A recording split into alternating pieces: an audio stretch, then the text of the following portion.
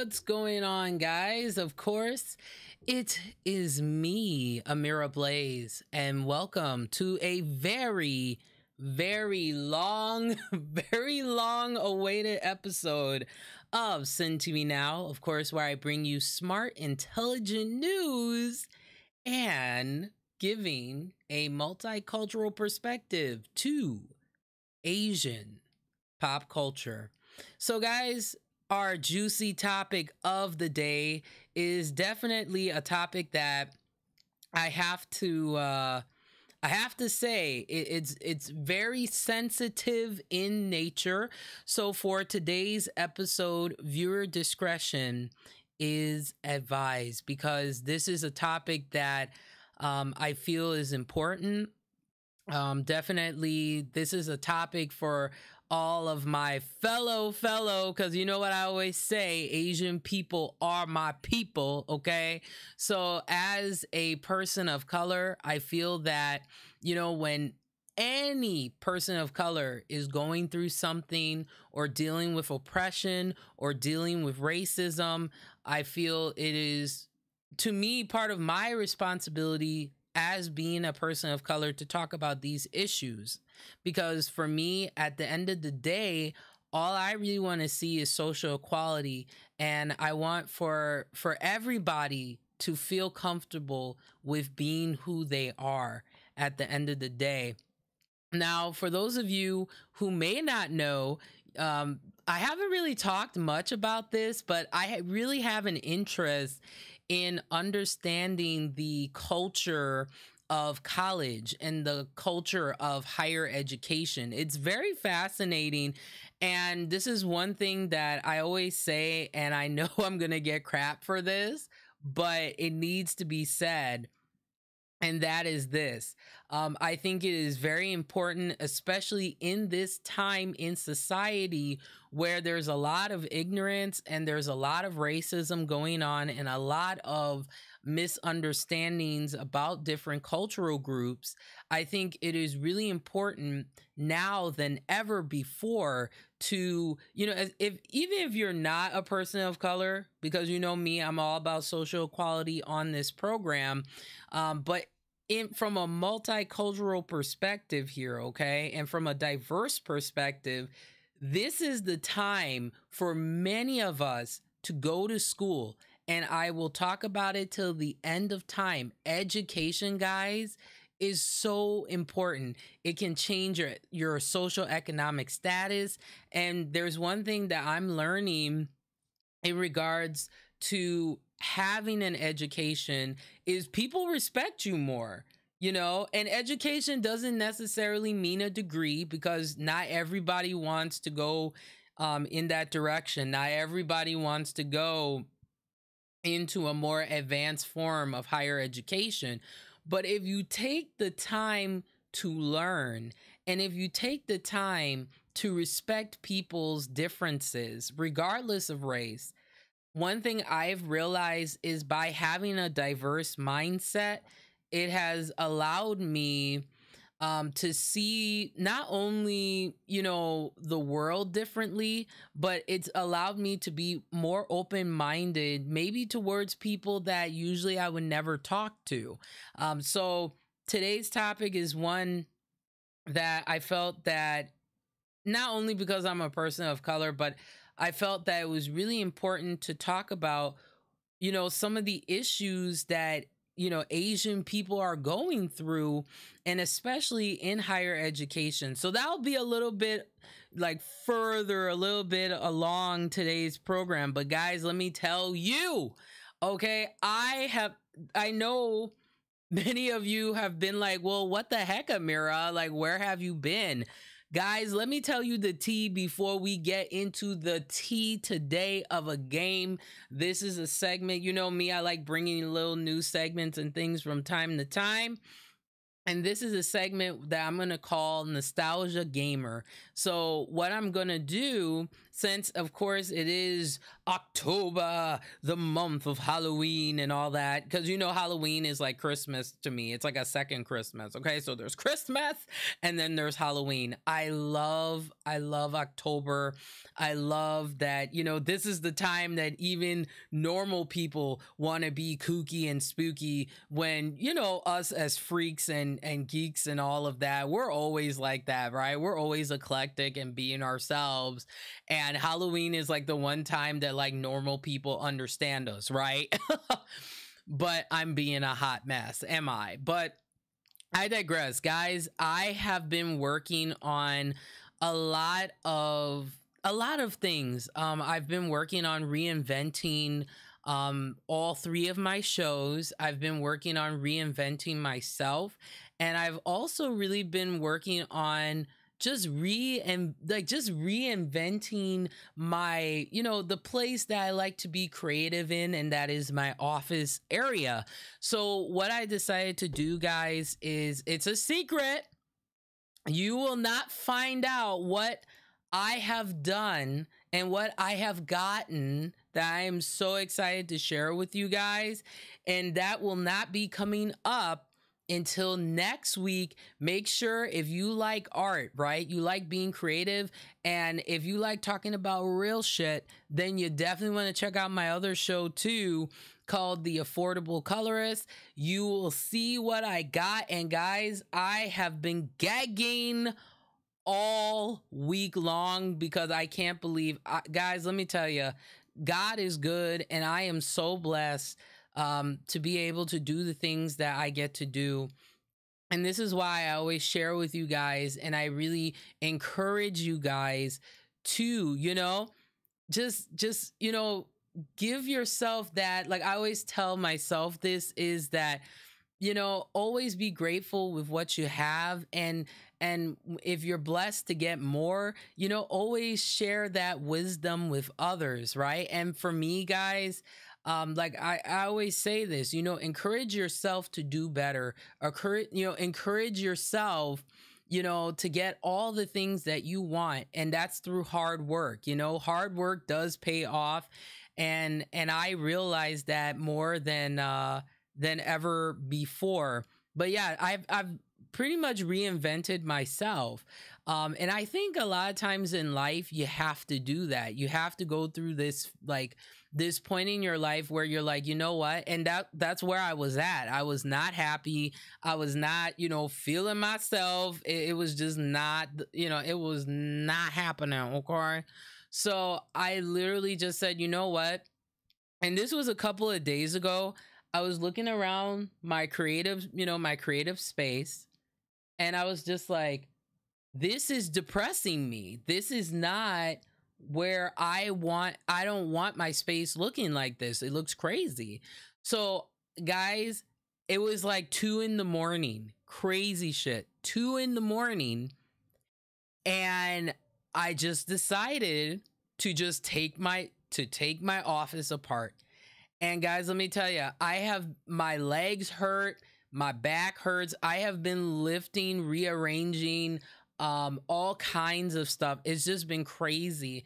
But I'm still working on it, and I'm hoping by next week, guys, I got some new storage to be able to just make it easier for me to find my games and stuff to play for the show. Guys, let me tell you, I did not realize how many like controllers I had, and it was just a hot damn mess. And I was like, you know what? I need to reorganize my life. I need to reorganize my place of relaxation, you know, of creativity, my place of meditation, and all of that. It is very important, guys, that you take the time, that you spend the time sometimes, if you're able to, because, you know, we all know that life can get busy. But I really implore all of you to just take some time for yourself. Take some time to relax. Take a project or work on something. You will feel so much better, and that's just what I have been kind of focusing on. And, I've been feeling very nostalgic. And that's why I decided, I was like, you know what? Let me do a segment called the nostalgic gamer. And we play these games from the past that are awesome. And it's really, really, it's really, really important to be able to do that. Now, before we get into it, I just want to get all the announcements and everything out of the way, guys. I just want to let you guys know that we have a phone number for the show now. Like, yay for phone numbers, right? So if you want to talk to me, guys, today, if you want to talk to me right now, for today's episode, we're going to be talking all about anti-Asian racism on college campuses and why it is important for people of color. We need to get along. There is strength in numbers, and unity comes with with sharing each other's knowledge and really coming together. And especially I like when it comes to people of color in general, I think it's really important. This is the reason why I will always support, AMBW. You guys know that I love my Asian men. Hey, how you doing? What's going on? No, I'm being so extra and a hot mess, but I always want to encourage better relations, whether it's across the board for people of color in general and people of all different races and ethnicities and experiences. But I especially feel that is also important for African and African American people and Asian people too, to have better relations with each other, because there's a lot of misconceptions between our cultures, unfortunately, that can cause an unnecessary division. And that's what this, to me, this article that I found in Inside Higher Ed, we're going to be talking about a little bit today. But yeah, we got a lot coming up, man. I mean, coming up next month is the award show. I decided to change it. I'm going to call it the SIN Awards, the Smart Intelligent News Awards. And what this is going to comprise of, guys, is throughout the year, there's different stories and things that were, really interesting to me. And I really wanted to highlight and showcase whether it's a person that you may not know about who is doing amazing things, whether it's in gaming or people of all different fields and things like that. I also wanted to talk about stories like this that really kind of changed how people viewed society this year. And it will also, besides news, I'll have different nominations and all of that for our different categories, which I'm still working on. But then I also am going to be doing gaming as well. So I will be showing you guys the best of RPG games, the best in fighting games or beat 'em up games and that type of stuff, Otomi games. So I'm just going to call it the SIN Awards. Instead of having all these like separate names for like different award shows, I'm just going to call it the SIN Awards. I think that's perfect. And that will start next month. But this month, for the rest of October, we're pretty much going to be focusing on nostalgic games that are really awesome for Halloween. And here's the thing, Halloween, yeah, it's a time to be kooky and spooky, but not all games that you play have to be really scary. There are a lot of games that it just brings that spirit of fall and Halloween and all of that good stuff. So if you guys want to talk to me about this topic or whatever's on your mind, you can call me at this number, which is area code 860-980-0166. Once again, 860-980-0166. You guys let me know what's on your mind. And also you can leave voicemails as well. And if I get any voicemails, I will play them and answer questions to next week's episode. Okay. So I know this is a special exception because usually Sin TV Now I do on Thursdays, Curvy Metalhead Show. If you're into rock and metal and all that good stuff and alternative beauty, that's going to be on Sundays now, and then the Affordable Colorist is on Tuesdays. But I'm gonna have to wait till Thursday, so it's gonna be pushed back again, just because like my creative space is not ready to be shown. It's a hot damn mess right now, okay? But that's not what you're here for. What you are here for is this awesome game here, guys, and this game is called Persona 3 Fez, okay? Now, Persona 3 Fez, it's a little bit different than the regular version of Persona 3. They included an additional chapter to the game, which is called The Answer. And they also expanded upon some of like the dungeons and other things of that nature. So that's what we're gonna play today. We're gonna play Persona 3 Fez right now. Guys, I am so excited. I have been waiting to play this game for you guys.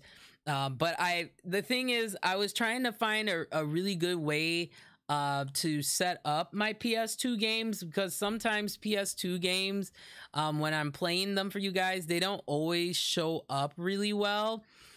So that's why I was just like, you know what? I'm just going to, you know, take my time, and now I have it set up in a way where it really makes it really easy to play. So we're gonna start from the very beginning, guys. Here's me, of course, Amira Blaze, and we're gonna be playing for the rest of the month of October. For all of us freaks and geeks out here, this is a great game for Halloween. I mean, there's nothing more scary, okay, than going to high school and you know, pretty much have to, you know, fight monsters. I mean, you can't get any better than that. All right, guys, so let's play Persona 3 Fez. Oh, I'm so excited to play this game. This game is so good. So we're going to start off with the intro, and we're going to start from the beginning and go from there. So let's do this. Oh, this game is so good, guys. Oh, I love the intro too.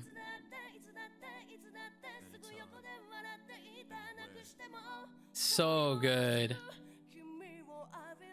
And I love like the outfits in this game too. So good. And the music is fantastic in this game as well.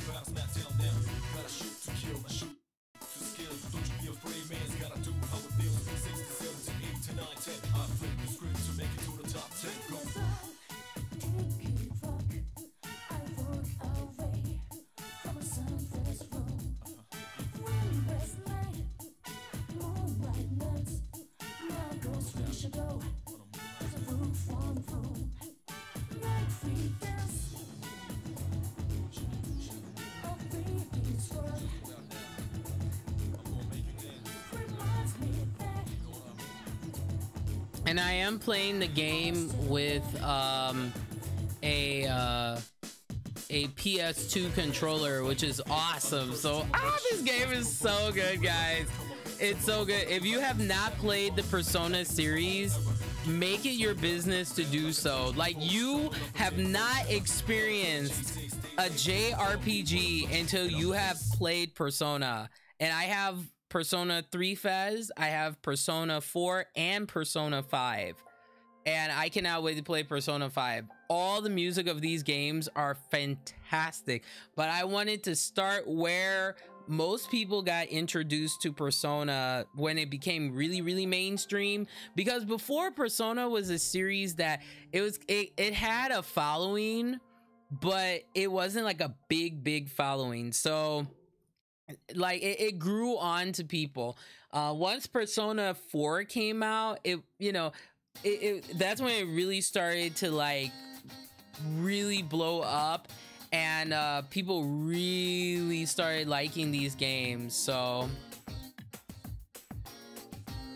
and the imagery is so wonderful in these games, I swear. So I just wanted for you guys to see like both introductions to the game. Looks so good.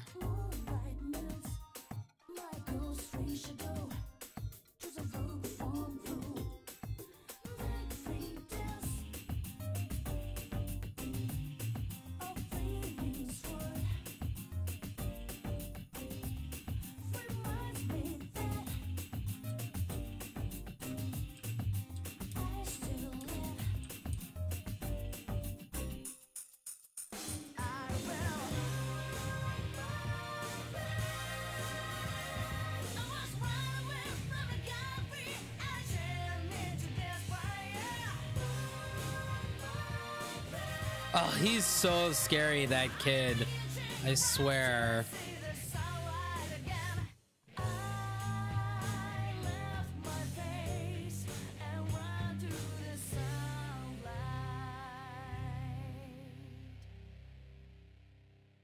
There we go.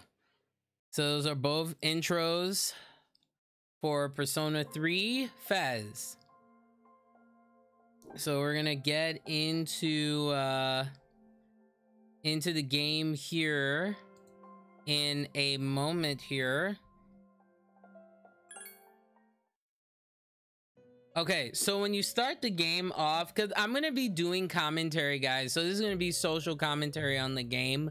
So for those of you who may not be familiar with the Persona series, this is coming from Wikipedia. Persona 3 is a role-playing game developed by Atlus, and chronologically the fourth installment. We'll get into that because Persona is a sub-series of a main series. I know, it's confusing. It's called Megami Tensei series. Persona 3 was originally published in 2006 on the PlayStation 2 by Atlus in Japan, and then the North American release of the game was delayed until 2007 due to, and this was the reason why, guys, it was due to issues with the publication of the official art book. Okay, so what Persona, I'm gonna pass this here because you've already seen this intro here.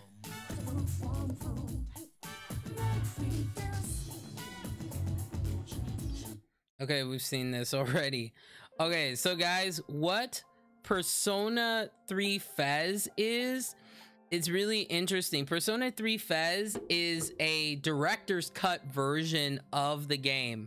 So it includes a new playable epilogue, and then that was released in Japan in 2007. So here we go. Let's play Persona 3 Fez. I know that was like such a long intro, but you know, you gotta clarify things, okay?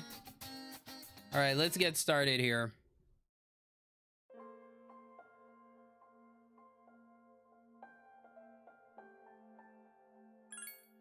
Okay, so when you start the game, you want to start with the journey. You do not want to hit the answer, because the answer is the additional content that was not in the original Persona 3 game, okay? And one thing I will say, I don't know why it always does this. It's annoying, you know? Okay, so let's skip that again. Okay. So you hit the journey. The answer you can go back to later after you have beaten the game. Now, I've already started the game because I've been playing it myself, but we're gonna start fresh. We are starting fresh. So what you, of course, want to do is you want to start a new game. And then this will explain all of the things that we were talking about before. It says you may begin the story of Persona 3 from here with new features. Now, here's the thing about Persona 3 Fez, guys, is if you have beaten the original Persona 3 game, do not delete your data off of your memory card because you want to hold on to it. And this is why. The cool thing about Persona 3 Fez is if you keep your memory card data from the Persona 3 game, the original Persona 3, it transfers all of like certain stats to this game. So then you're not spending so much time leveling and all that crap, because who has time for that? Now, I will say this, okay? Persona 3 is the type of game that a beginner could pick it up, but there are things in Persona that kind of get a little bit of like advanced. So I would recommend maybe getting a strategy guide while you're playing, because there are going to be some parts where sometimes you may feel stuck and things like that. So it says you may begin the story of Persona 3 from here with new features. So it'll explain to you what the new features are. If you're playing Persona 3 for the first time, we recommend that you start with this mode. Those who have already played the game can enjoy the new features that have been added. Do you want to know what was added? So we'll go over it. So yes, several popular personas have been added, as well as a special social link, interaction with other Persona users, as well as the social links that have been enriched. You can actually max out social links, which is very important.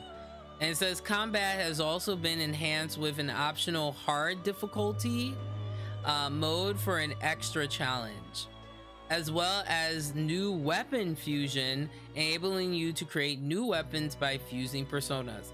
Fusing personas is going to be very important as you progress later in the game, because the monsters do get stronger and you do need to fuse your personas together in order to strengthen stats and to get newer and unique personas. It's very interesting. Persona to me, guys, is like the best way to describe the game is like the personas are kind of like Monster Hunter World, right? So you're collecting all these personas, and then you also have the story. You know, it's a very legendary kind of story. But if you remember high school, Persona is a great game for it. A lot of people kind of diss the Persona series because they say that it's like high school. You know, like people diss it because it's in a, let me correct myself here, it's been a long day, guys. I've been working my ass off, okay? But a lot of criticism towards the Persona series is many people criticize the game as it being in a high school setting, but I think that's what makes Persona relatable, is because I think anybody can remember being the strange kid, right, in high school, and you're the new kid, and then you're trying to adjust to all these people that you don't know and things like that. So so yeah, it's a great game series. And here's a cool thing about Persona: just like certain Final Fantasies, you do not have to play them in order, because Persona is a sub-series of the Megami Tensei series. The Megami Tensei series, those games play completely different than the Persona games. They may have some similarities, but you'll see here in a moment that it is very different. There are also many new requests that can be undertaken at the Velvet Room. Velvet Room is going to be very important later on. Beyond these, there are other enhancements for experienced players to enjoy. Continue the game? Hell yeah, let's continue. Man, this game is so good, guys. Let me tell you. If you have, this is what I was talking about before. If you have saved data from Persona 3, some things from that save can be transferred over. The things that transfer are registered personas in the compendium, known fusion spell combinations, academics, charm, and courage rankings. These really do play a role later on as well, in especially how you fight in dungeons and things like that. Items gained from social links that have reached max. That's very important, because let me tell you, it takes forever to max your stats in this game. Trust and believe. So like, seriously, it's crazy. All right, so we don't have any data because we're just playing Persona Fez with straight. So we'll say no. Continue the game without transferring any data. Yes. I forgot, not no. You want to say yes to that. Guys, it's been a long day. All right, select difficulty level. Now remember, Persona 3 Fez. Now, here's the thing. If you're a game collector, you definitely want to be collecting the Megami Tensei series games. They are certain games within the series, they can be extremely hard to find, like really tough, or they're very expensive. So for example, I have been searching, guys, for to get the original Persona 3. Guys, this game is going for like $80 up to, I've seen it for like up to like 100. It's crazy. So if you want to play Persona 3, just get the Persona Fez version, because you get that additional content, you know. And then on top of that, it's cheaper. I've seen Persona Fez for like, I think I got mine for $18 at the time that I bought it. So if you're wanting to play Persona 3, you're gonna be paying a lot to get it. I'm just saying. All right, so select a difficulty level. So you have 3. In the original game, you had, I believe, normal and easy, I think, but now there's a hard difficulty level. So I'm playing on easy, because easy is more for those of you who want to enjoy the story of the game. It's just like in The Witcher, you know, where you have that really hard ass mode, and then you have the story mode where you're just kind of, it's a little more relaxed, you know. So we'll do easy. This setting is intended for less experienced gamers. Battles will be less challenging than normal. You will have the option to continue up to 10 times after your character has become unconscious. Once you have begun, this setting cannot be changed without restarting the game. And you don't want, man, the cutscenes in this game, it's crazy. It's long, super long. Oh, excuse me, guys. Without restarting the game, continue, and we'll say yes.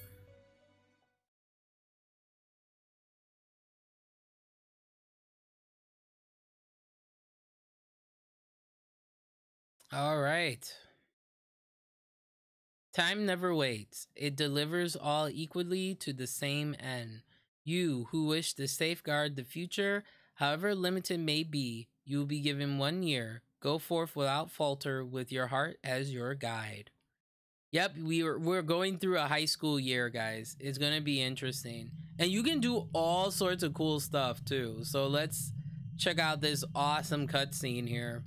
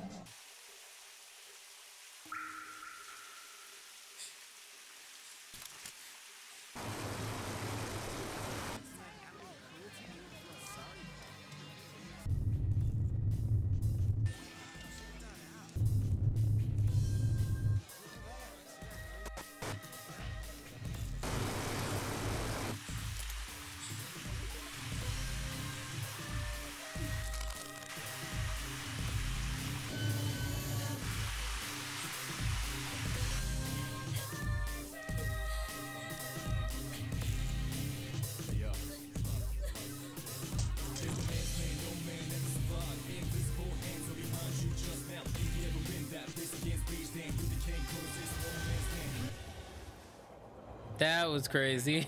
No. We sincerely apologize for any inconvenience caused by the delay. The next stop is Ewood. You got to let it move first, let it out. Ewood Todai. Let's get it up. Then what you gonna do is Ewood Todai. Ewood Todai. This is the final train bound for Tatsumi Port Island. Please make sure you board in time for departure. Ewood Todai. Ewood Todai.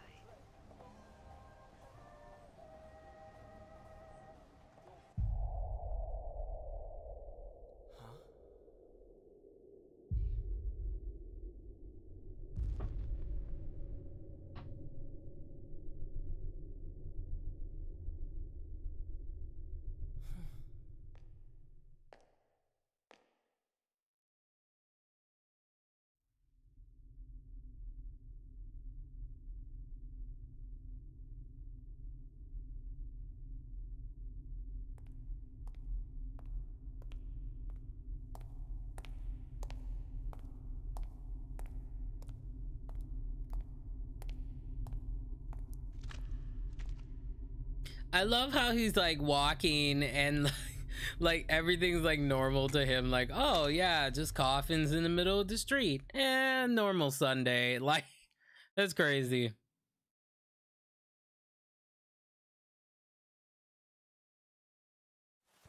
You're late. I've been waiting a long time for you.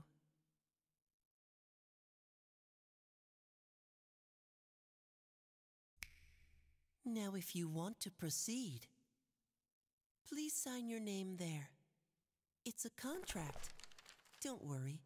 All it says is that you'll accept full responsibility for your actions. You know, the usual stuff. Okay, so we have to name our character here. Let's see. I was like, what am I going to name him? And you can name your character like whatever you want to like whatever you want to name them. So let me think here. I'm like, what name? See what name I want. I'm gonna figure out what name. Like, see, that's the thing I always struggle with, guys, is like naming a character. For some reason, I just really struggle with that. But what I'm gonna do though, we're gonna continue this like I did a while back. If you are the first person to comment on today's episode, you get to name the next character of the game that I'm playing next. So I don't know, I'm gonna name him. Let's see. I'm like looking up names here, guys. Sorry. Let's see.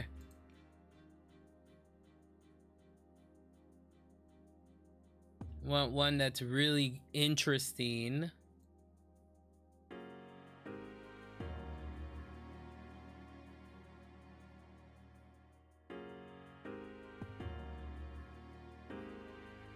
Trying to figure out the name here. Let's see. You know, I think this is a good name. Demura Hasagawa. Yeah, Demura Hasagawa. I love that. That sounds really hot. Like, Demura Hasagawa. Yeah. So, Hasagawa. So that's what we're gonna name our lovely character here.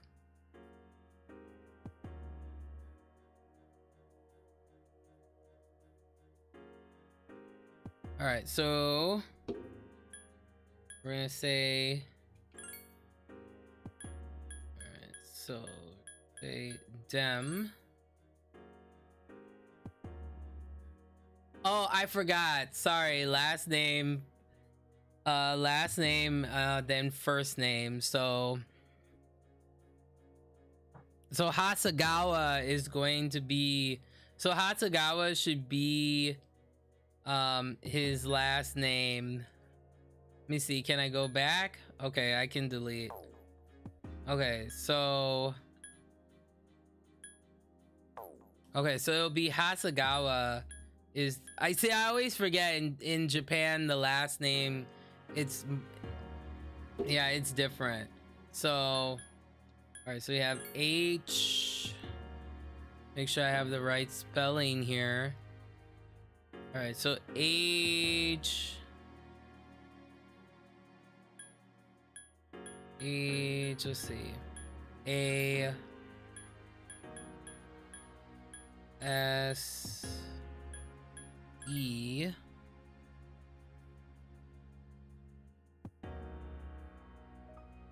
and then we have G. We have G A and W A. So Hasegawa, and then first name is gonna be Demura. So D-E-M.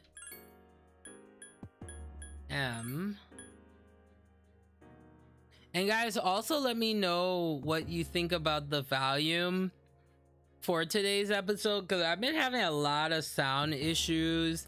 I just recently upgraded my microphone not too long ago, so at least I sound better. But I'm going through the process of working to get an even better microphone than what I have currently. So and I also have to upgrade my my camera as well. So I'm working on it, guys, so have some patience with me here. Okay, so Demura, I was like, that's a sexy name, like Demura Hasegawa. Just rolls off the tongue. So yeah, so Demura,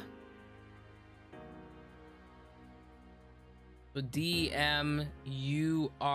So yeah, Demura Hasegawa, that will be our character here. And I think we're good. Proceed? I would say yes. And if you guys can hear the sound and everything, let me know if it's okay or not, and then I can turn it down. Time.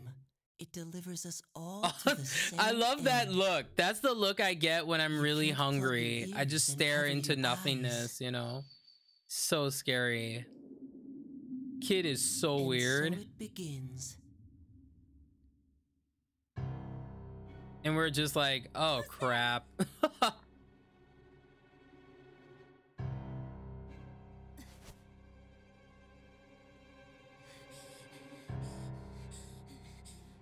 Oh, and as a disclaimer too, there is a lot of blood in this game, so if you're sensitive to horror, I would recommend not watching today's episode and the next couple episodes after that, just saying.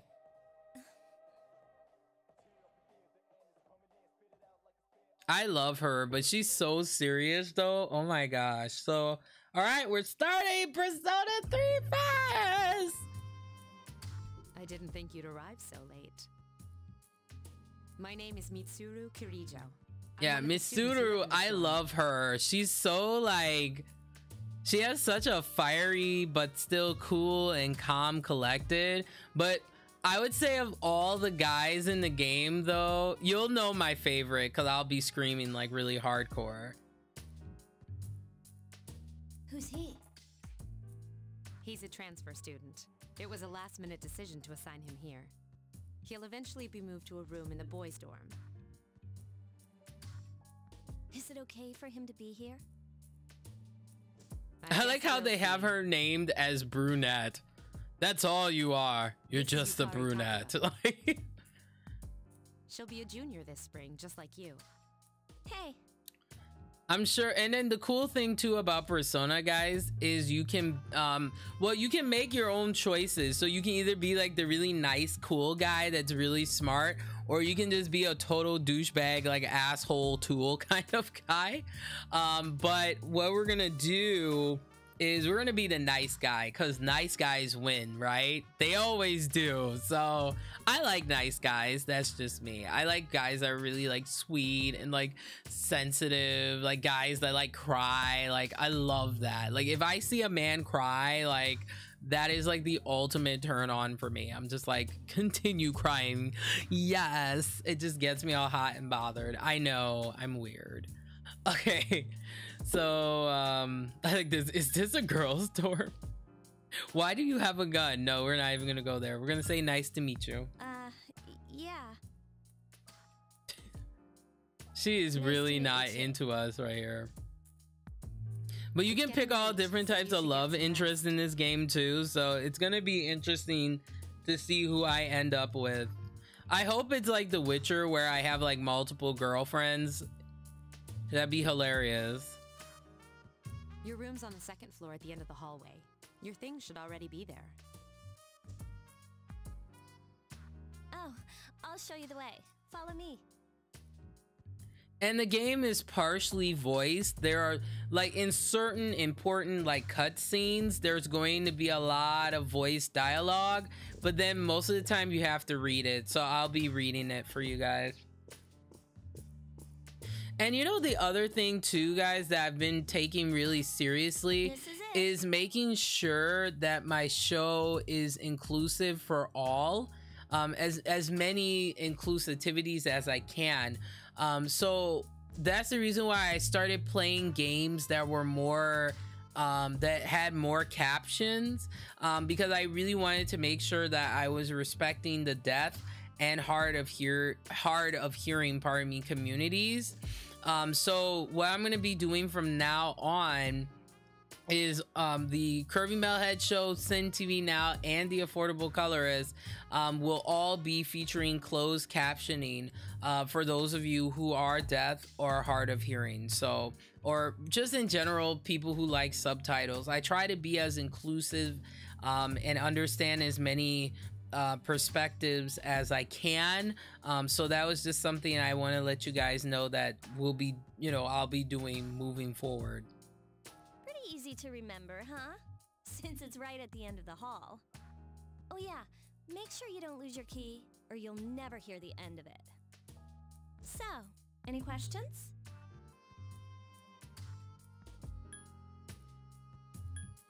Yeah, I'm about to say, what's the contract for? Huh? What contract? Oh, weird. Yukari doesn't seem to know what you're talking about.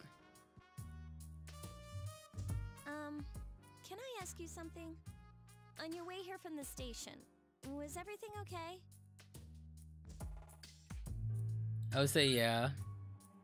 I see. Never mind then. Well, I better get going. I'm sure you still have other questions, but let's save them for later, okay? Good night. Oh, little does he know. Little does he know. I'll just put it like that. All right, so we got late night, early morning. It's Yukari. I love that I'm knock late. knock. Oh, that's hilarious. You can ignore her? Oh, that's great. Okay, let's open the door. Be like, what you want, fool? Good morning. Did you sleep okay? Mitsuru Senpai asked me to take you to school. It's getting late, so... Are you ready to go? Oh, that's cool. I can find it myself. But you know what? We want to be seen with Miss Popular over here. So yeah, I'm ready. Obviously. Oh my gosh. All right. Another cutscene. So, that's it. See? There it is. We're just like, oh. We're like, here we go again.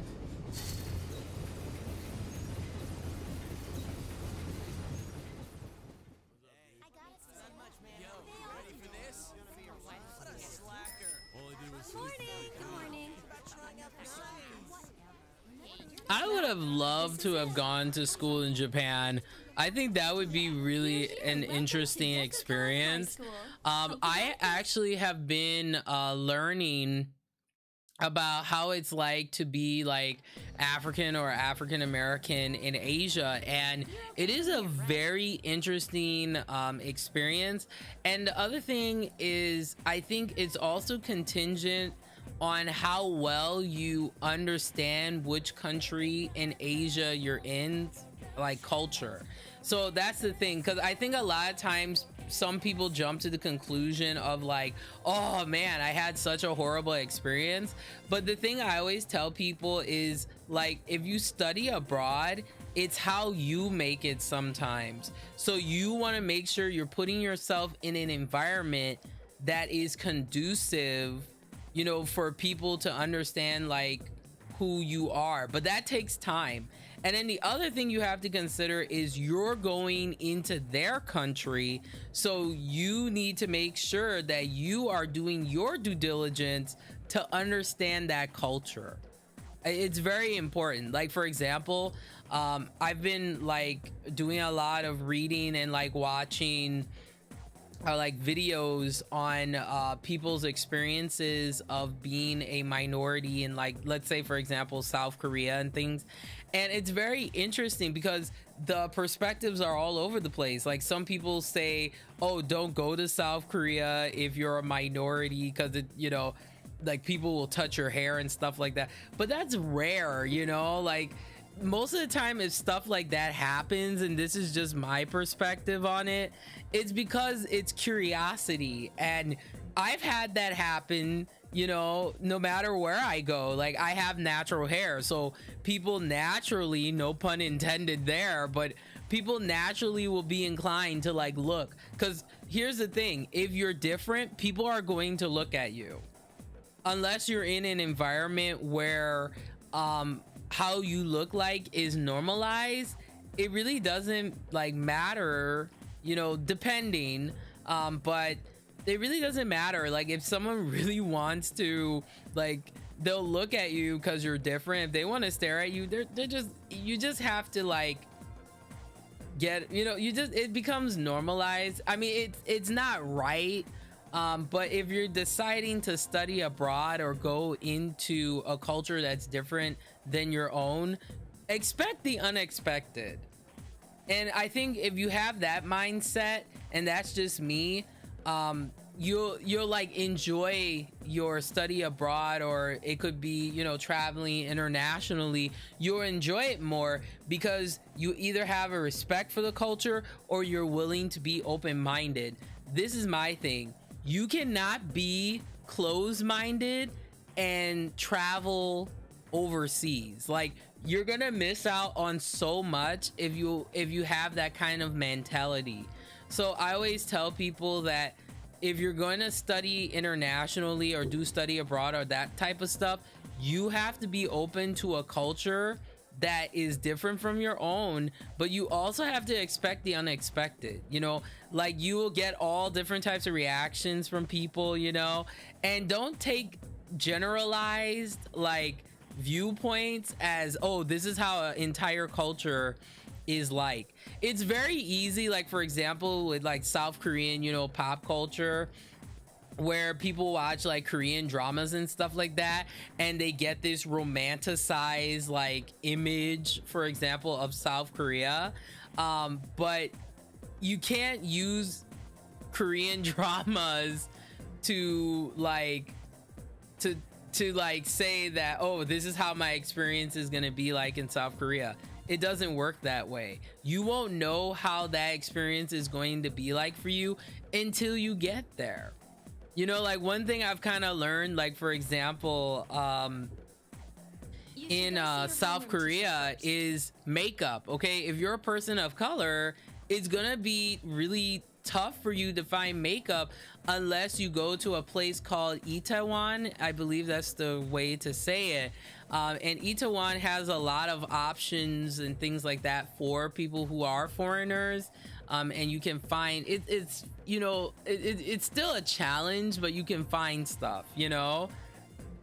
But one thing I'm even learning with Asian makeup is a lot of the makeup does not work for my skin tone as being darker, and that's The because office is right there to the left. that shade is kind of uncommon. But at the same time, we're starting to see, because of this integration of, you know, things like, for example, AMBW and stuff like that. Shout outs to, like, for example, Innisfree.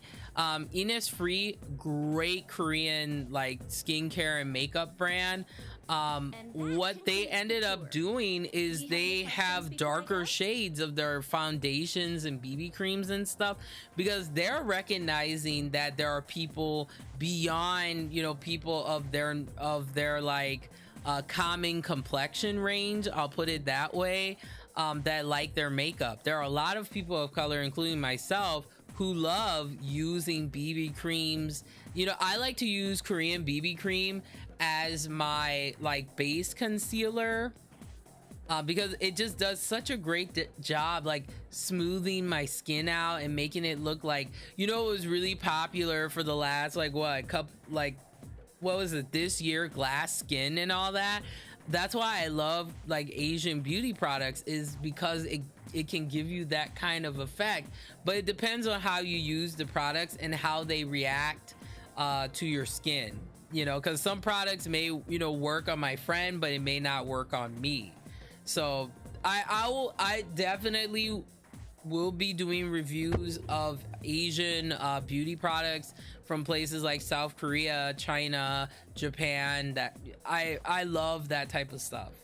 All right, so let's see what Yukari has to say here. And once we get through this major cutscenes and stuff, then we will start talking about the story from inside higher ed, because it was a really it's a really interesting story that kind of really makes you think, you know, about why, you know, racism is not a good thing for that to happen in, you know, in higher education. It's really, it's not a good thing at all.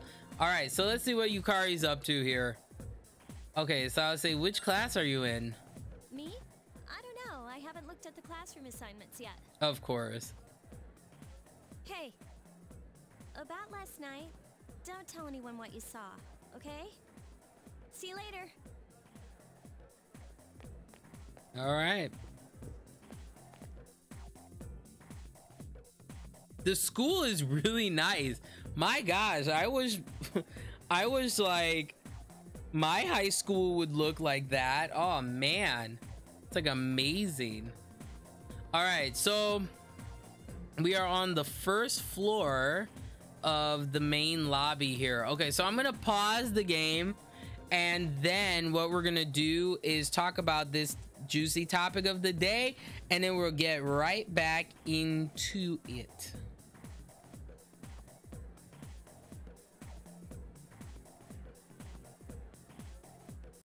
All right, so we'll get right back into it here. Okay, so this story is coming from Inside Higher Ed, and says when Asians are targets of racism. So I'm gonna go through the whole article, guys, and then I'll give you my commentary and how I feel about it.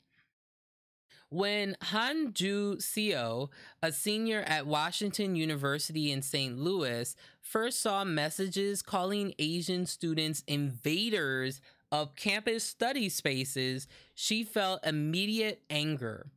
I'm not embarrassed to admit that I had a very visceral emotional reaction, she said. Seo is Korean American, and she said she wasn't upset about what the messages said, but about the racist connotations they carried. Anti-Asian racism is something that she and many other Asian American students felt every day. The characterization of Asian students as taking over is common and not just specific to Washington University, says Julia Park, an associate professor at the University of Maryland at College Park. In 2001, a student at the University of California, Los Angeles posted a YouTube video that criticized Asian students for talking loudly in the library and having family members visit them. Guys, I highly recommend you go and watch that video.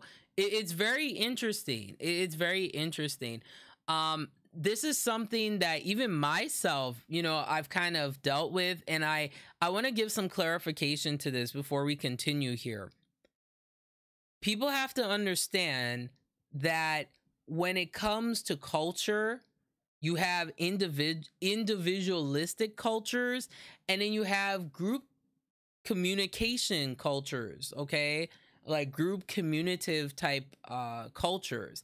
And one thing that I've kind of learned from my experience within within certain different Asian cultures is that it's a very group orientated culture. Okay, so like, for example, like when you go to school, you're not only going to school for yourself, you're going to school so that way you can help to support your family.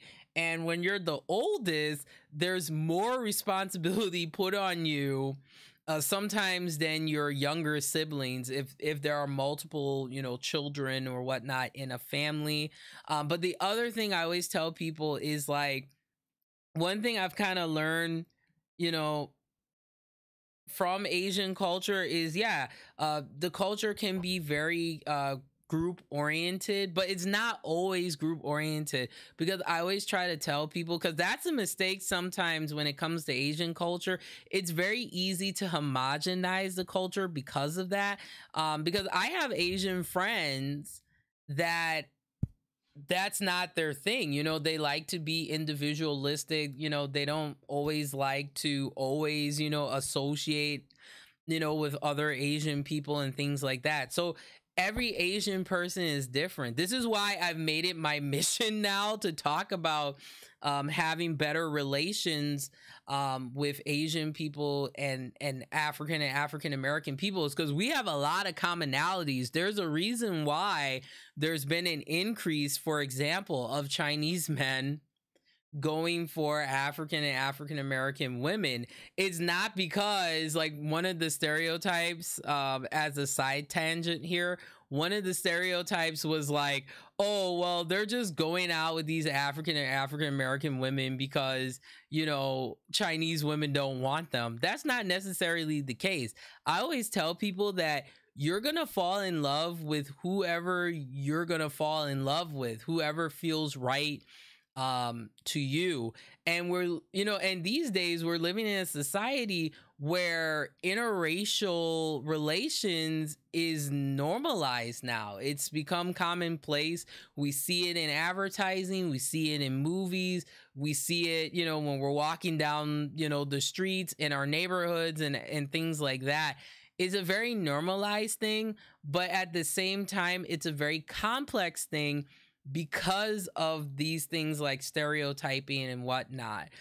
So yeah, I found that really interesting that's often, you know, people don't think about, well, some people, not to generalize, that you have to remember that some cultures can be individualistic, but other ones can be, you know, group oriented. And Asian cultures, certain Asian cultures can be like that, but then there are Asian people within those cultures that don't exhibit those behaviors. So one thing that I learned right away, you know, from hanging out with my Asian friends and just hanging around the culture, is everybody's experience is different. This is all common sense. But on top of that, you don't want to generalize. Just because there may be certain generalized characteristics about Asian culture, that doesn't mean that it applies to that Asian person that you're talking to. So that's one thing that I've learned to not, you know, do. And that's why that video, when that video came out in 2011, it was a very interesting dialogue that came out of it, because there was a lot of the woman in that video, there was a lot of generalizations, but then on top of that, you could tell that she was just kind of annoyed, you know, maybe. And she seemed really like upset. Like, you guys have to watch the video. of her talking about, you know, Asian students talking loudly and all this stuff. It was very, very popular at that time. Okay. And in regards to the family member thing too, you know, that's the, like I was saying before, you know, Asian people, just like African people, we, you know, depending, everybody's different, but we have close relations with our, you know, with our family. And what I mean by that is, like, for me, everything that I do, every decision that I make, I have to think about my family, you know? And I have to think about, like, okay, I got to make sure I get a good job so that way, you know, I can help my, you know, my parents, you know, as they're getting older and things like that. It's really different. You know, family really means something, you know, in Asian culture as well as African culture. So, if you don't have a good, you know, family dynamic, it's kind of hard to understand that. If you see someone who has good family, you know, dynamics with their family. All right, let's continue here. One manifestation of anti-Asian racism tends to be this theme that they're taking over somehow, which is similar to what happened at Wash U, Park wrote in a email. Another theme is the perpetual foreigner stereotype, where Asian Americans are perceived to be un-American or foreign, even when they're US born or don't have connections to Asia. And that can be a very tough thing, okay? There is a difference of, even though there are commonalities between Asian people who are, of course, coming, you know, from, depending on the country that they're from in Asia versus being Asian American. And there's racism, guys, which I've been reading about this, and this has been very shocking and very fascinating to me. There is, like, Asian on Asian confusion. And what I mean by that is, there's sometimes separatism that can happen between the Asian American people and the people that are coming from Asia. The term that's often used is, it's horrible. I don't like using this term, period. It's called fresh off the boat, literally mean like they just came, you know, into the country. There's a show, of course, that's called that by the same name, and it talks about those type of things in the show. But what I found really interesting is I never really thought about that. I thought that, you know, when I first kind of started studying, you know, Asian culture and trying to have a better understanding of it, is like, oh, okay, you know your culture, or this is how you choose to identify. But this is very similar to, like, what I go through, because a lot of times, as an African American person, because of the way that I talk, I don't really sound like how stereotypically African American people get stereotyped to sound like. So what happens is sometimes I get that separatism and people get confused even within my own culture. You know, it's like sometimes I get that I'm trying to act white, or, you know, something like that, because of the interest that I have, when that's not it. I'm not acting like another race. I'm just acting as myself. And when you choose to kind of portray something that's outside of the stereotypical implications of how maybe others feel about your culture, what tends to happen is you get ostracized. And I like to call it the foreign entity. So that's why it's been tough for Asian people in America, because Asian people, if you really look at the history, guys, of how Asian people have been treated in America, they're either one or two things. They're either this foreign invader stereotype, or they're what's this term that's called the model minority, you know, because Asian people, of course, very, very smart, very, very intellectual, but a lot of times this intellectualism kind of gets translated into this stereotypical like geeky type of Asian like guy or woman, and that's why it's so refreshing now over the years to see that, you know, Asian people have really taken better control and having better portrayals of themselves throughout different forms of media, especially in regards to the Asian American experience. And I will be sharing some of my favorite resources in a future episode, guys, of places if you really want to kind of understand the Asian experience. There are a lot of really cool websites that you can go to that give all different sorts of perspectives. Especially it's important too that those perspectives are coming from Asian people. So I thought that was really interesting what Park was saying in regards to that.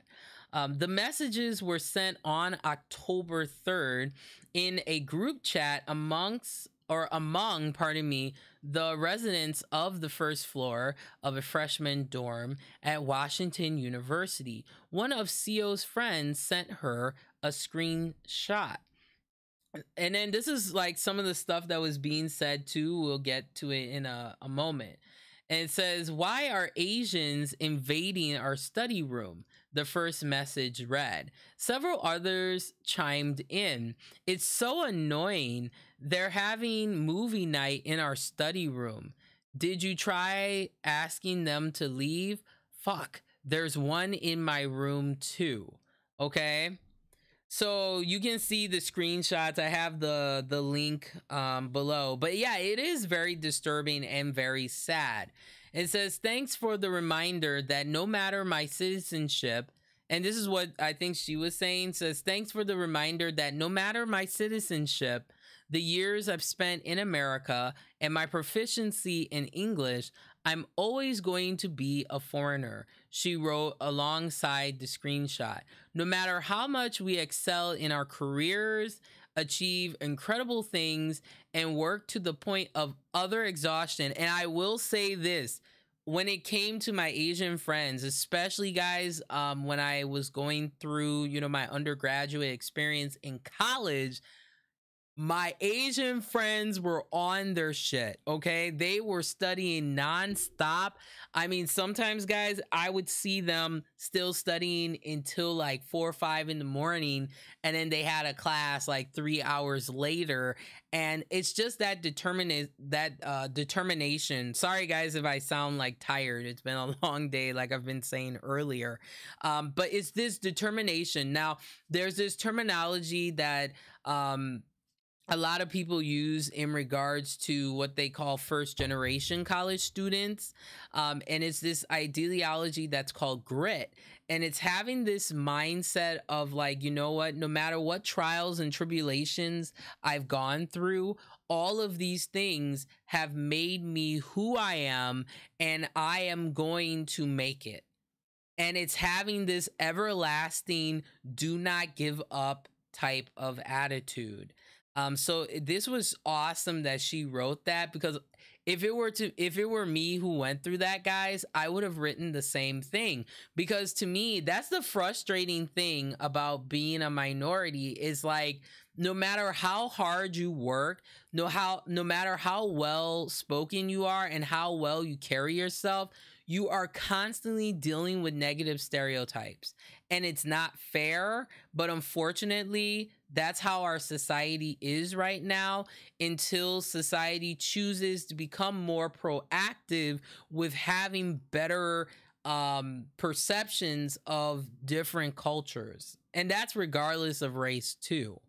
But you know, to be honest, it hurt me seeing some of these messages, because it reminded me of what I continue to go through as a minority. You know, it doesn't matter. Like, I carry myself with dignity and class and intelligence, and I'm still being sometimes being subjected to this type of ignorance, and it just hurts.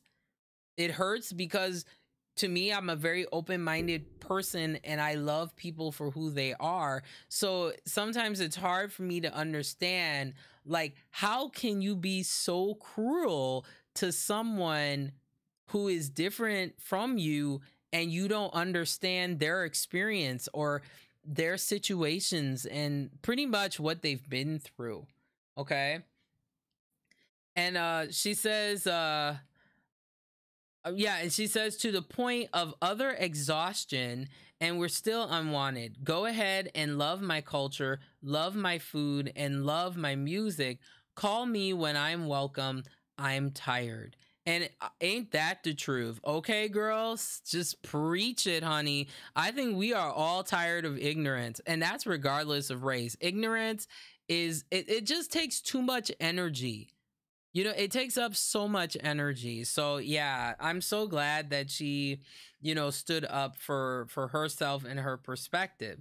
And continuing here, several students filed bias incident reports with the university, although CO didn't know exactly how many. Both Lori White, Vice Chancellor for Student Affairs, and Emily De La Pena, Associate Vice Chancellor for Student Affairs and Dean of the Center for Diversity and Inclusion, sent emails to students saying that they've been alerted to the messages. This is this is what Pena said in regards to this. We recognize the messages can be easily interpreted as portraying Asian and Asian Americans as invaders, and are a characterization of Asian people as forever foreign and generally not welcome in our community, De La Pena wrote. These messages are inconsistent with the university's goal of creating an inclusive and diverse environment and are just one example of the broader bias and oppression that Asian and Asian American students face.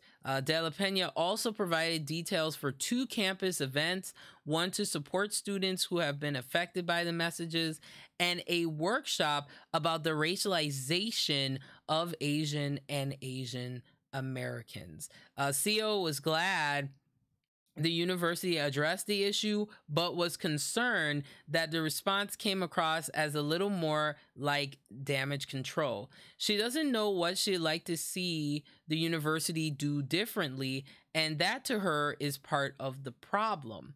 And this is what she says, kind of something that I'm going to kind of expand upon here. In terms of practical steps or actionable steps, it's hard for me to formulate what those should be because Asian American issues aren't something that's really talked about, she said.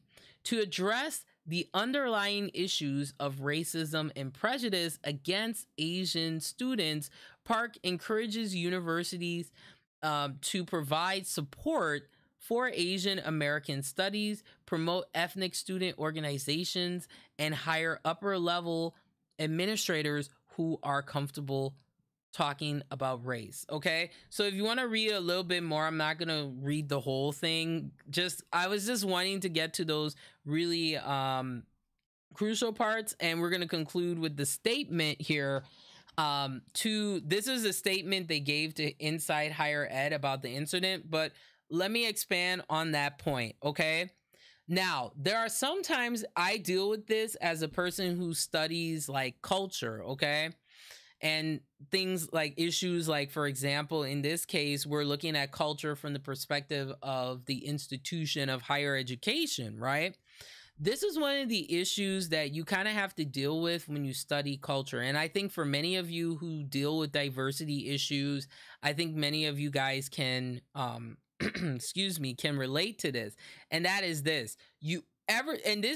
I never thought I would ever come across this, but once in a while, you get a person who asks you the following question: what's the point of studying diversity? What is the point of having these cultural centric organizations? Isn't that segregation? It's a very interesting perspective. And this is how I, throughout the years now, with my experience in talking about culture, this is how I answered the question, okay? the way well, I'm looking at it from the terms of American society, because internationally, when you're dealing with race, racial or prejudice, it's completely different, because you got to look at the histories and all of that. Okay. But if you're talking about American culture or American history, okay, the issue of culture in American history, to me, one of the aspects is the lack of acknowledgement sometimes of cultural differences. And anytime someone was culturally different, it was seen as a negative thing, or they were seen as primitive. They were seen as less than. And the reason why, for example, ethnic studies had to be developed, or Asian American studies, or African American studies, there's even white studies, guys. You can study the white culture because white people have a culture. We have to remember that. When we're talking about diversity, guys, we also have to include white people. We have to as well, because they have a culture as well. But also we have to recognize, when it comes to American history too, the other issue is this, what they call privilege or cultural privilege.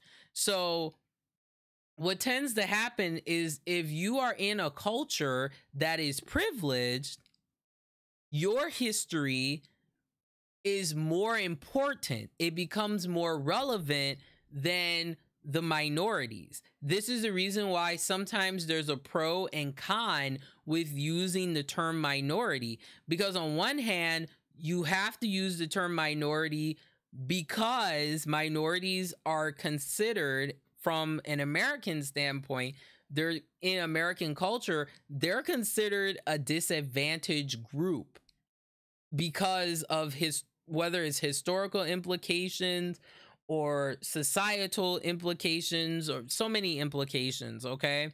So that's the reason why these, like, ethnic studies, Asian studies, like diversity studies were created, was because these voices were not being addressed when it came to the discussions of talking about history.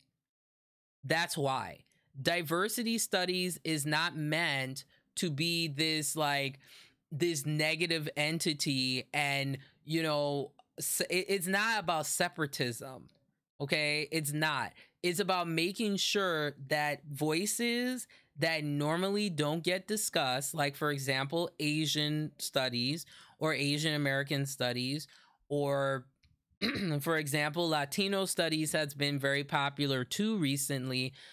That's why those programs are made in certain institutions. It's not meant to be racist. It's not meant to be separatist. Now, here's the thing. If you choose to go into a diversity program or ethnic studies or Asian American or whatever it may be, you have to be comfortable with having conversations about cultural privilege. If you are not comfortable with having conversations that may make you feel uncomfortable, then you shouldn't study racial issues, anything revolving around cultural differences, because when you're having conversations about cultural differences, there's going to be controversial topics. There's going to be some type of controversy because of the historical implications and misunderstandings and separatism and sexism and all this stuff, So if you're going to study diversity, or if you're going to study a particular group, you're going to have some type of bias if you're not taking the time to have a perspective of, at least, of understanding. You won't fully understand if you're not of said culture. And this is where there's always a debate when it comes to cultural studies, is because some people feel that if you are a different culture than the culture that you're studying, that makes you kind of irrelevant because you're different from the culture that you're studying. But that's not the case, though, because sometimes you learn more about a culture when you're different from that culture. Like, for example, with me, I have learned more about my own culture by studying other cultures because I'm learning how people view my culture. So it's very important, guys, that when we're talking about diversity, especially when we're talking about things like Asian American studies and like that, it's not meant to be separatist. In my view, this is just my opinion. It's not meant to be separatist. It's meant to give a better understanding of a voice that may have not been heard. That's what these programs to me are made for. So this is what Washington University, this is the statement that they issued to higher education, inside higher ed, about the incident. Let me get some water here. My throat is so dry. So dry. It says, we were disappointed to learn about the insensitive comments that were made in the group chat, which are not at all in line with our community values of diversity and inclusion. We have worked with all students involved to facilitate opportunities for constructive dialogue so we can hold one another accountable and work to prevent something like this from happening again, the statement read. This was an unfortunate incident, but one that we hope will give us an opportunity to listen, learn, and become stronger as a community. CEO hopes that the post will spark a broader discussion about Asian American experiences and racism at Washington University and in America. Okay? And I thought she said it best. This is fantastic. She said, we could sit here and talk about the post for ages about what they said and what this means. But what I really want is consideration for the larger implications. Yeah, this one post sucks, but there's such a bigger story behind it. My anger is not directed. And she kind of goes on to say, that her anger was not, directed towards what was being said. It's just it's the problem in general. Okay. I'm just paraphrasing what she's saying here. So I agree with her. Okay. Is that, yes, the words do hurt, but my thing is, what is the university going to do? It's one thing to have, diversity programs and things like that, but you have to engage with those populations in order for the change to progress. And that's the thing I think a lot of times people don't understand is, if you're going to become a higher education administrator, you have to be open to all different types of ideologies that can help, if it's coming from a point of intellectualism, that can help to make your institution better.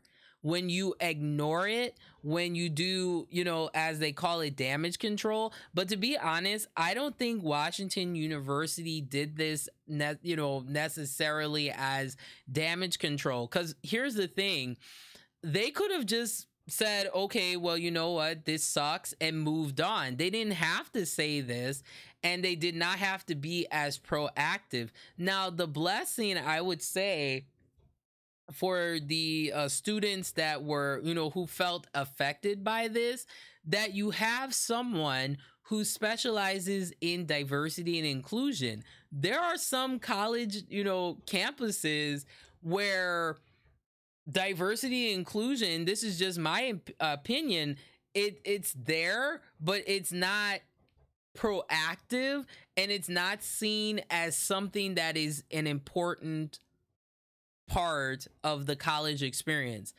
If it were up to me, guys, like if I had my own college, you know what I would do? I would make it my business that all students, like for all 4 years, have to get involved with something related to having a better understanding of diversity and inclusion. Okay. And it's beyond the workshops. It's, beyond the classes. Like, if they're comfortable with it actually open themselves up. And you see, this is what I would do. I would have them partner up with someone who was culturally different than them, and if they were comfortable, with each other, spend time with each other and understand, see the differences of how people live and stuff like that. That's how you become more engaged in understanding diversity. That's how social equality gets better, is when you're breaking down those stereotypes and you're breaking down those walls of ignorance. This is why I've made it my mission, like my life mission, to to talk about this, to have better relations, when it comes to people of color and white people, when it comes to social equality, especially when it comes to African American people and Asian people, because we have a lot in common. So I really hope that, my heart definitely goes out to the Asian students that were affected by these messages. And here's my message to you guys: don't be affected by it. It may upset you, definitely, but become stronger. Take that negativity and turn it into something more proactive. Having these dialogues, having the Asian organizations on campus work with the administration, or work with other other cultural groups on campus that share that same message. That's the strength in numbers. Okay, it's enough, definitely, that the Asian students are voicing their opinions, but their strength in numbers. So I would really hope that, let's say, for example, the African American organizations work with the Asian organizations, the Latinos, and anybody who has felt this kind of oppression, and have open dialogues and talk about it. And the best thing, talk to the administration. And this is why, like, to conclude here, this is why it's very important that when you're going through the hiring process for educational administrators in higher education, that should be something that should be heavily weighed on the decision of whether or not they get the job, is them understanding, like, what is diversity and inclusion on the Pacific campus that you are attending. I think that's very important, to have people in these type of critical situations that can be there for these students. I know how they feel, like sometimes when you see, just racist stuff being said to you, or you read it, it can be very shocking, and you get upset because you're like, I'm a human being just like anybody else. Like, why should I have to feel subjected, pardon me, to these type of messages? Like, I'm just having fun with my friends, I'm not causing a disturbance. There was no, and this is just how I see it too, there was no reason for these type of messages. But the other thing you have to realize too is not everybody's going to like you, unfortunately, and that's okay, because there will always be people that will like you for who you are. So to the Asian American students, or the Asian students in general at Washington University at St. Louis, consider this to be a open dialogue of discussion to maybe make your conditions better on this campus. And you continue to talk to these administrators, and you continue to talk to people who are willing to listen. And once you do that, that's going to maybe, not maybe, but definitely make a more comfortable environment, regardless of race, but for everybody to feel included. Because I feel that when you go to college, you are challenging not only your rhetoric, but you're opening yourself to be around people that are different than you. If you're not comfortable with that, that's fine. Even though for me, I like, of course, being open-minded, but not everybody is like that. And people are going to think the way that they're going to think at the end of the day. But if you're not comfortable with Asian people, as an example, then maybe you should go to a college that there is a lower population of Asian people. you know, to be fair. Or if you don't like being around, let's say, for example, you know, high amounts of people of color, there are still tons of institutions that have campuses that have a, you know, a higher level of whatever race versus other races. So you can go to, there are college campuses that are less diverse. So that's the thing that I always say is, if you're the type of person that diversity is something that you don't care about or it's not important, then you don't want to go to colleges that have that focal point, you know. Or if you don't want to be around, you know, certain cultures or whatnot, there are options where you could go to a school where you can go, you know, to a college where everyone looks like you or something like that. And this is not me trying to be separatist or to be rude or anything like that, but it's just, I can relate to this. I know how these students feel like, because I have gone through stuff like that. I mean, it really hurts when, you know, you're trying to get to class, as an example, you know, and people are just staring at you, like just staring at you. Or I remember, guys, one time, like this was when it was in my undergrad, where I had an assignment, and the professor let us know it was a group assignment, and nobody wanted to work with me. Like everybody kind of looked like, you know, the college that I went to, there was not a really high minority population. So I think what was happening is maybe some of the students were not comfortable with me, because they hadn't really interacted with a person of color. I don't know, but they did not want to work with me, and it was a very lonely time for me, and I felt really hurt, because I couldn't believe that because of the color of my skin, or because I was someone different, that no one wanted to work with me. So I ended up having to work on, it was a really big project, but I had to work on it myself because nobody wanted to work with me. And I think this is the reason why I kind of talked, you know, I wanted to talk about this article today, is because if you become proactive with ignorance, like if you become proactive with it, it can manifest and change the culture of your college. But if you are proactive with fighting against the ignorance, that shows it kind of gives a really big message, that this is not acceptable behavior, and that can sometimes change the culture too of your campus. But you guys let me know what you think about this. What do you think are some ways maybe to have more discussions about Asian American and just Asian culture in general, in higher education? And you guys let me know what you think about this. Like, what I think is going to happen is, I think this is the step in the right direction. And I think, who knows, maybe the administrators and stuff like that, they'll get together and have a really interesting conversation, and maybe that might help to.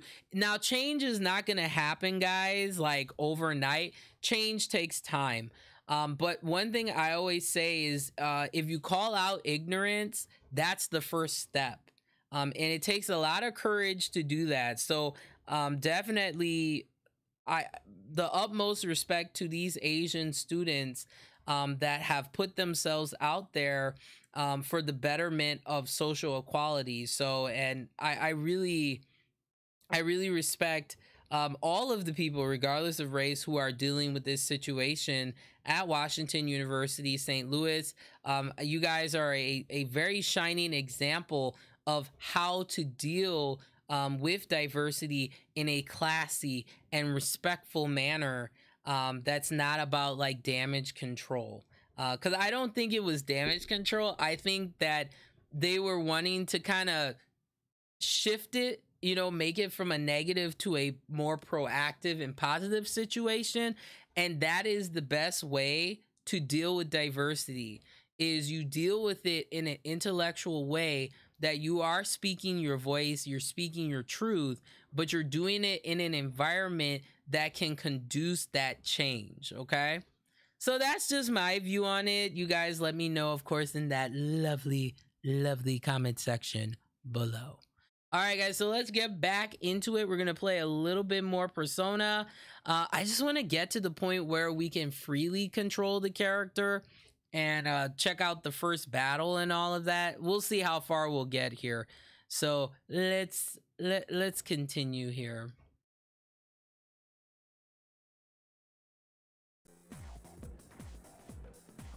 All right, so let's see where we gotta go here.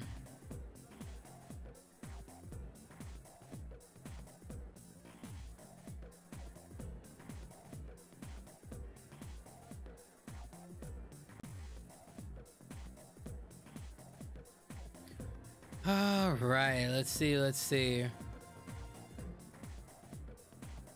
All right, oh, my controller was off. Oh, jeez. That always happens to me. Two students are talking. Hey, Kaz, why are you wearing your PE uniform? School just started. You're really out to find somewhere to change into some normal clothes. I guess. Okay, fine. Quit glaring at me like that. Hey, where's the bulletin board with the homerooms posted? It's right there. You're in class F, Kaz. He's such an idiot. I'm in a different homeroom, so I can't keep an eye on you. I worry about you sometimes. Oh, what? Oh my gosh. Okay, so we gotta find the faculty room. Okay, so this is the main. Okay, I think the faculty room, because this school is huge, guys. Okay, so this is the main entrance. I think the faculty room is over here. All right, you should go to the office. Okay, let's see here. I think I have to go up here. Oh, okay, I can't go up there. What do you mean? I see. Oh, there we go. All right, so here's the faculty office. It's the faculty office. All right, let's enter.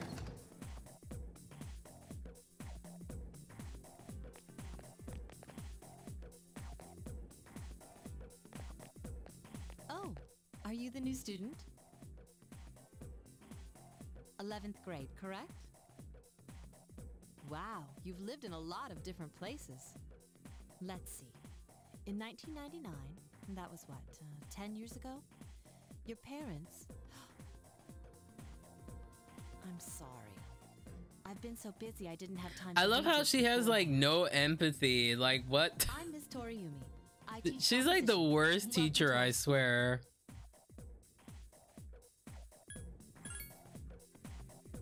Wow, such enthusiasm.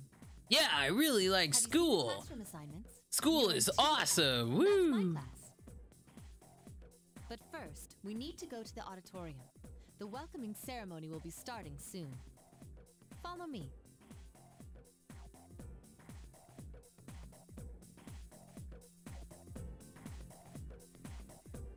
As you begin the new school year, I'd like each of you to remember the proverb, if a job's worth doing, it's worth doing well. When applied to student life, this means... The principal continues with his speech. Hey, The student behind you is trying to get your attention. You came to school with Yukari this morning, right? I saw you two walking together. Hey, I have a question. Oh no, we know Do you where know this if she is has a going. boyfriend? Okay, I would say I don't know. I see. I thought you might know, but I guess not. So how well do you know her? I hear talking. I believe it's someone in Ms. Toriumi's class. Shh, be quiet. You're going to get me in trouble. You hear lots of people talking.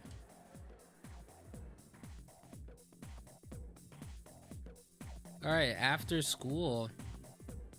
That was my favorite time in high school, was after school. Now, for those of you who are familiar with Japanese culture, or if you watch a lot of anime, no, all jokes aside, but after school, for many Japanese students, is the time that you do like your extracurriculars, and sometimes if you're not good with your studies, then you have to do something that's called cram school. Not fun. So if you decide to go to school in Japan, you better know your stuff, guys. You gotta study really hard. How's it going? Be like, who are you? Me? I'm Junpei Iori. Nice to meet you. I love me some Junpei though. Junpei, he looked fine. I transferred here when I was in 8th grade. I know how tough it is being the new kid. So wanted to say, hey, see what a nice guy I am? And he's so funny too. Hey, it's Yucatan. I didn't think we'd be in the same class again. At it again, huh? I swear you'll talk to anyone if they'll listen. Did you ever think you might be bothering someone? What? But I was just being friendly. If you say so. Anyway, it looks like we're in the same homeroom. Okay, I would say it must be fate. Fate? Yeah, right. Still, I'm a little surprised. Hello? Are you forgetting that I'm in this class too? By the way, I heard you two came to school together this morning. What's up with that? Come on, give me the dirt. What are you talking about? We live in the same dorm. There's nothing going on, okay? Why are people even talking about it? Now you have me worried. Hey, you didn't say anything to anyone about, you know what, did you?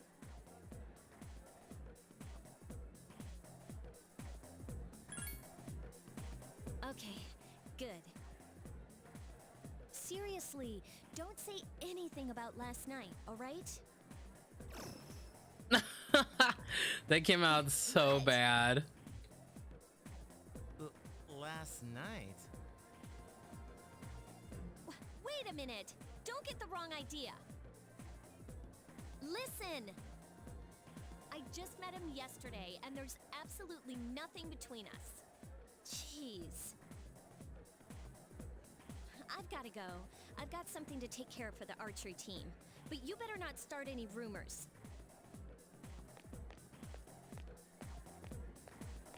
Yukari is very popular. She's like the popular girl. Oh, I used to wish to be the popular girl, but I'm glad I was not in high school though. Because being popular sucks, okay? She's so paranoid. But hey, it's your first day here and people are already talking about you. Believe it or not, she's actually pretty popular. You the man. This is gonna be a fun year. I can feel it.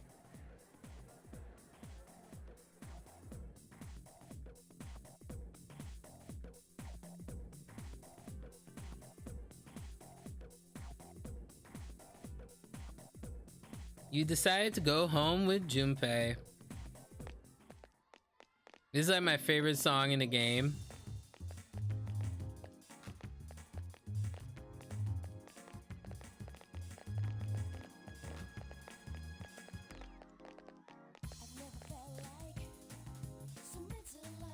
Just want to listen to it for a little bit. No. Gentle spring sunlight is warm. All right, evening. There's a shine. There is a shine in. Man, I am so tired, guys. I'm gonna probably be getting some sleep soon. There is a sign in sheet on the counter. Okay, so now we can finally save. So you can save your game at the sign in sheet. Okay. Welcome back. So this is how the game is pretty much going to be. So what you do is you go to school, you get up in the morning, you go to school. You can choose to increase what's called your academics. So if you answer, questions correctly in class, that increases your academic and charm. There are certain things you'll see later on as we're playing along. If you eat certain foods and things like that, they can increase your courage and your pretty much charisma. And the more you increase these stats, that's the more well-rounded you are and the better you are in battle as well.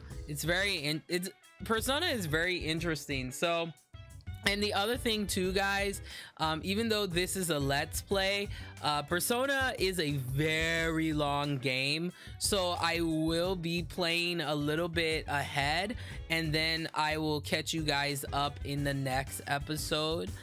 So Mitsuru, she's of course a senior, but you'll find out a little bit more. I don't want to give all the good stuff, all the juicy stuff away. Okay, this game gets real interesting, but you go to school, and then you come home. You can either study to increase your academics, or you can go to bed, and you have different status ailments of how, if you're feeling good or if you're feeling really bad.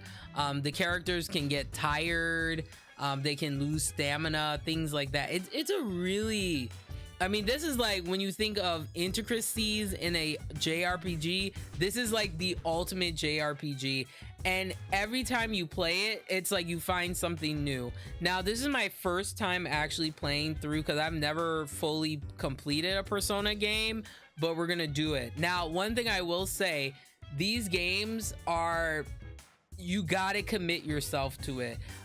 It's a very deep storyline. You get really invested into the characters. You can join clubs at your school and things like that. So yeah, this is the reason why people really like the Persona series. You know what I would love? I would love a Persona series that actually, a Persona game that actually took place in a college. I think that would be really interesting. And like, you can you can like date interracially or things like that. I think that would be really interesting. I would love to see that, like an interracial Persona game. Wouldn't that be cool? I think that would be pretty cool. All right, guys, so I'm gonna leave it here just because like I am exhausted, super exhausted. But I'll see. I don't know, I think I might play again on Sunday. We'll see. I'll see how my energy is, because I've been kind of coming down maybe with something, and I have like a really weak, unfortunately, immune system.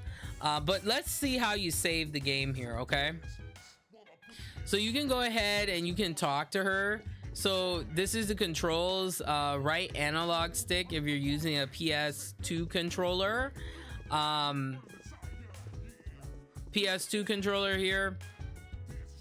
So right analog stick is to move around, or left, pardon me, is to move. Right is to change your perspective. But you can also do this with the R or R2, L2 buttons, and then you can turn and see, change perspective and see how things are. To talk to someone, they will look at you, like I'll show you an example. So they'll look at you and you'll see that bubble up top. Then you just press the X button and then they'll talk to you. So we're gonna save the game, of course. Very important to save. So you gotta go to the book. What will you do? So you can go back to your room or do nothing, but we'll save the game. So as you can see, I've been playing like 7 hours. Now, one thing you will learn about Persona really quickly, guys, is you get hooked to the game. Like, it becomes an addiction. Like, because you get it's a game where you have to really invest a lot. It's like games like Mass Effect and The Witcher.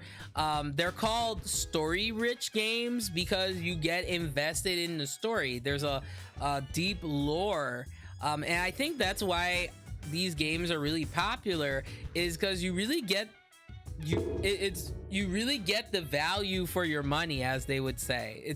Persona is a very long game, so we'll see how far I get here. So let's save our game. We'll do a new save here because I'm kind of playing ahead in my other game here. Okay, so once again, I'm gonna save. I saved twice because you never know. Okay, so we've been playing for 48 minutes. So we'll override. All right, save successful. Okay, well guys, that was part 1, intro to Persona 3 FES. Next time on the show, we're gonna continue see where our character is gonna be going, and I love that he like stretches his legs and all that good stuff. So we'll see where he's headed and all of that. So guys, of course, you can check me out on Twitter, which is at twitter.com/SinTV Now. That's SINTV Now. I also have a Facebook as well, a Facebook page. So facebook.com/SinTV Now, where I will be posting this and future episodes and all kinds of interesting stuff. So guys, I'm gonna get out of here, but like I always say, remember to get smart and stay informed.